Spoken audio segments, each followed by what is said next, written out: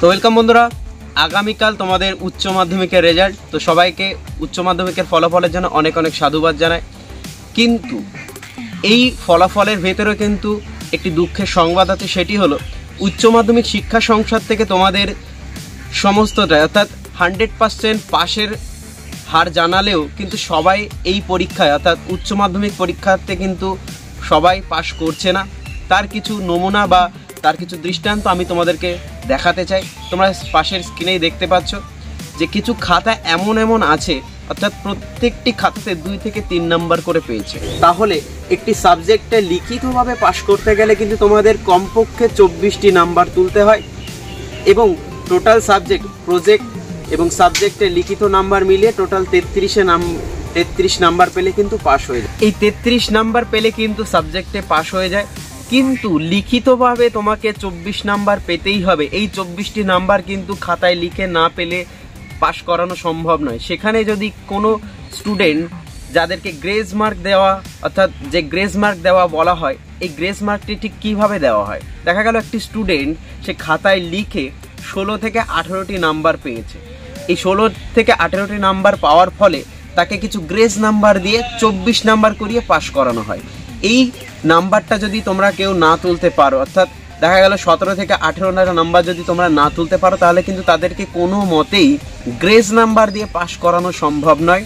অর্থাৎ যারা খারাপ পরীক্ষা দিয়েছো তাদের কিন্তু পাশ করা অত্যন্ত মুশকিল হয়ে যাচ্ছে। কিন্তু শিক্ষা সংসদ জানিয়েছিল যেহেতু পরের বছর থেকে একটি নতুন শিক্ষানীতি চালু হতে চলেছে, সেমিস্টার ব্যবস্থা শুরু হয়ে গেছে। সেমিস্টার পরীক্ষাতেই তোমাদের উচ্চ মাধ্যমিক পরীক্ষার্থী হবে যারা এবছর থেকে পরীক্ষা প্রস্তুতি নিচ্ছে, 2026 সালে উচ্চ মাধ্যমিক পরীক্ষা দেবে, তাদের জন্য এই সেমিস্টার পরীক্ষা চলছিল।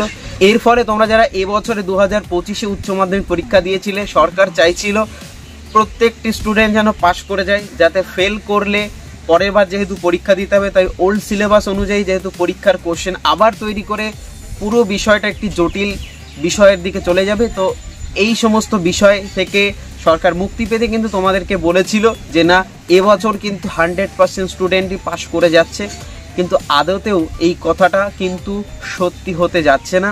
অর্থাৎ আগামীকাল যেহেতু তোমাদের রেজাল্ট, তোমরা জানতে পারবে কতজন পাশ করেছে, কতজন পরীক্ষার্থী ফেল করেছে।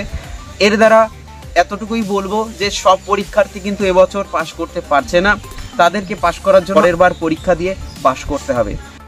তো আজকের ভিডিওটি এতটুকুই। ফলাফল যদি তোমার আটকে যায় বা রেজাল্ট যদি অনলাইন শো না করে, তাহলে কি করতে হবে সমস্তটাই কিন্তু তোমাদেরকে জানিয়ে দেবো। এরপরে আসবে স্কলারশিপের বিষয়, অর্থাৎ কত ধরনের সরকারি স্কলারশিপ পাওয়া যায়, কত ধরনের বেসরকারি স্কলারশিপ পাওয়া যায়, সমস্তটাই কিন্তু ভিডিওর মাধ্যমে তোমাদেরকে জানিয়ে দেব।